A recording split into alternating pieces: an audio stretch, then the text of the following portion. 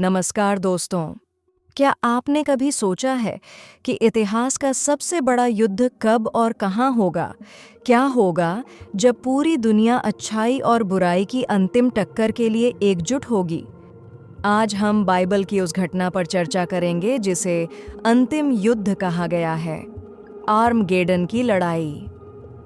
यह केवल एक युद्ध नहीं बल्कि मानव इतिहास की अंतिम निर्णायक घड़ी है। यहाँ अच्छाई बनाम बुराई, सत्य बनाम असत्य और परमेश्वर बनाम शैतान का टकराव होगा। बाइबल इसे केवल युद्ध नहीं कहती, बल्कि इसे दिव्य न्याय का दिन बताती है। प्रकाशित वाक्य 16 का 16। और उन्हें उस स्थान पर इकट्ठा किया गया जिसका हिब्रानी में नाम आर्मगेडन है। यह वचन हमें दिखाता है कि आर्मगेडन केवल एक भौगोलिक जगह नहीं, बल्कि पूरे युग का प्रतीक है। अंत का समय, अंतिम न्याय और नई शुरुआत। आर्मगेडन हिब्रू शब्द हर मेगिडो से आया है।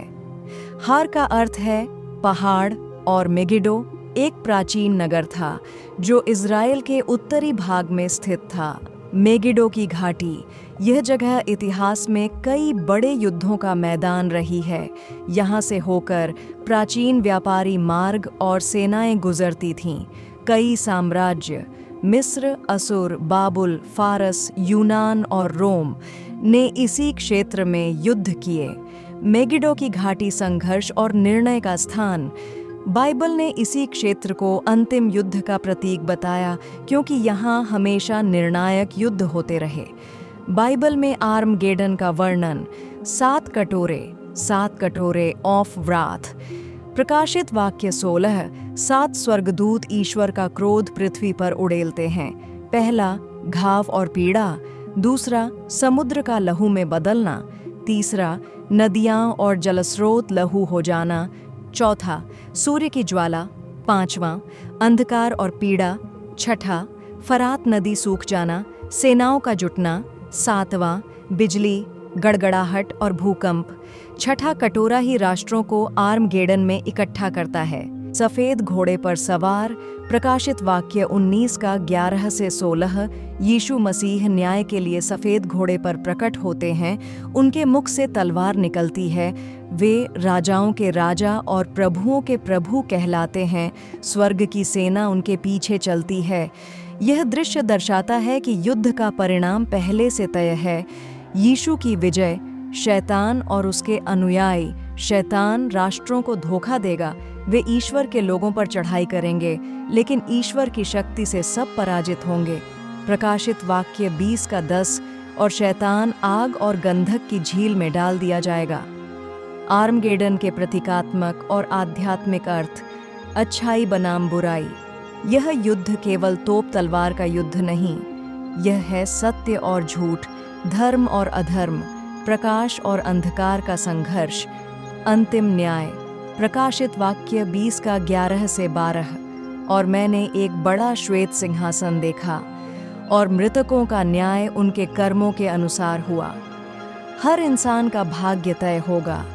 मानवता के लिए चेतावनी। यह युद्ध बताता है कि पाप और विद्रोह का अंत निश्चित है। प्रभु का दिन अचानक आएगा, इसलिए हमें सतर्क रहना होगा। आर्मगेडन और विश्व राजनीति। राष्ट्रों का एकजुट होना। शैतान चमत्कारों और झूठे चिन्हों से नेताओं को बहकाएगा। सारी दुनिया एक अंतिम गठबंधन बनाएगी। आधुनिक संकेत। युद्ध, आतंकवाद, परमाणु हथियार, महामारी, प्राकृतिक आपदाएं। लोग इन्हें आर्मगेडन के संकेत मानते हैं, लेकिन याद रखिए, यह तभी होगा जब ईश्वर समय पूरा करेंगे। विश्वासियों का भाग्य। परमेश्वर की सेना। प्रकाशित वाक्य 19 का 14। उनकी सेनाएं स्वर्ग से आईं, श्वेत वस्त्र पहने हुए। इसका अर्थ है कि मसीह के साथ खड़े होने वाले पवित्र और वफादार विश्वासियों की विजय तय है। शैतान का नाश। युद्ध के बाद शैतान कैद किया जाएगा। अंततः वह नरक की आग में डाला जाएगा। नया युग। प्रकाशित वाक्य 21 का 4।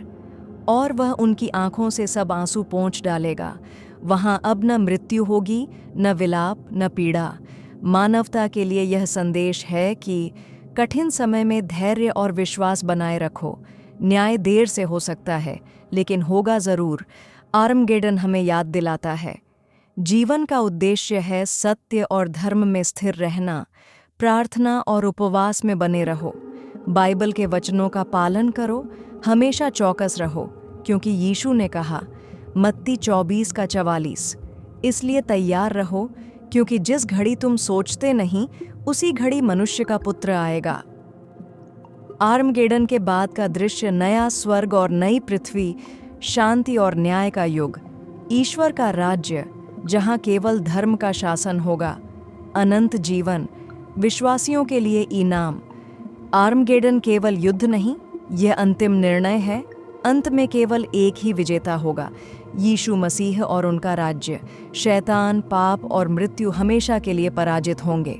प्रकाशित वाक्य 21:5, देखो मैं सब कुछ नया कर देता हूँ। दोस्तों, यह था आर्मगेडन की लड़ाई का संपूर्ण रहस्य। यह हमें डराने के लिए नहीं, बल्कि तैयार करने के लिए है। अगर हम यीशु के साथ खड़े रहेंगे तो हमारी विजय निश्चित है। आइए हम एक छोटी प्रार्थना करते हैं। हे परमेश्वर, हमारे सृष्टिकर्ता, आकाश और पृथ्वी के राजा, आज हम तेरे पवित्र नाम में तेरे सामने झुकते हैं।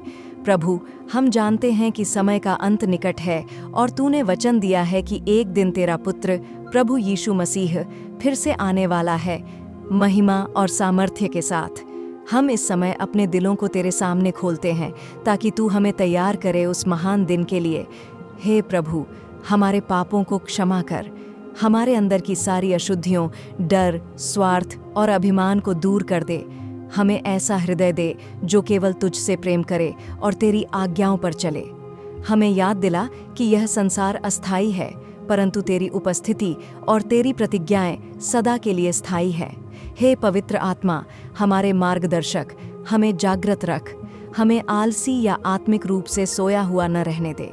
हमें सिखा कि हम अपने दीपक में तेल भरे रखें, जैसे बुद्धिमान कुंवारियां थीं, ताकि जब दूल्हा आए हम तैयार पाए जाएं। हमें ऐसे लोगों में से बना जो प्रार्थना करते हैं, क्षमा करते हैं और प्रेम में चलते हैं। हे प्रभु यीशु, हमें अपने वचन पर स्थिर रहने की सामर्थ्य दे। जब संसार में युद्ध, भय और विनाश के समाचार सुनाई दें, तब भी हमें डरने न दे, क्योंकि तूने कहा है, मत डर, क्योंकि मैं तेरे साथ हूँ। हमें याद दिला कि यह सब केवल तेरे वचनों की पूर्ति है और इसके बाद तेरी महिमा का युग आने वाला है। हे पिता, हमें अपने वचनों में स्थिर रहने की कृपा दे। हमें सिखा कि हम इस दुनिया की बुराइयों से बचें और सच्चाई, न्याय और दया में चलें। हमें ऐसा आत्मा दे जो दूसरों को तेरे राज्य में लाने की इच्छा रखे। हमारे परिवारों, मित्रों और उन लोगों के लिए हम प्रार्थना करते हैं जो अब तक तुझे नहीं जानते, कि वे भी तेरे प्रेम और उद्धार को पहचानें। हे प्रभु, अपने लोगों में एकता ला।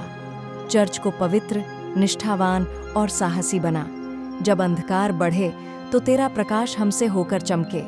हमें सिखा कि हम इस युग के अंत में भी विश्वास और प्रेम में स्थिर रहें, ताकि तू कह सके, अच्छे और विश्वास योग्य दास, तू छोटे में विश्वास योग्य रहा, अब अपने प्रभु के आनंद में प्रवेश कर। हे प्रभु, हमें अपने आत्मा से भर दे। जब संघर्ष और परीक्षा का समय आए, तब हम डगमगाए नहीं। हमें वह कृपा दे कि हम अंत तक धैर्य रखें और तेरे आगमन की प्रतीक्षा करते हुए दृढ़ बने रहें। हे प्रभु यीशु, हम तुझे पुकारते हैं, मरानाथा, आ प्रभु यीशु। जब तक तू न आए, हमें तेरे प्रेम, तेरे सत्य और तेरी सेवा में स्थिर रहने की सामर्थ्य दे। यीशु के सामर्थी और जीवित नाम में, आमीन।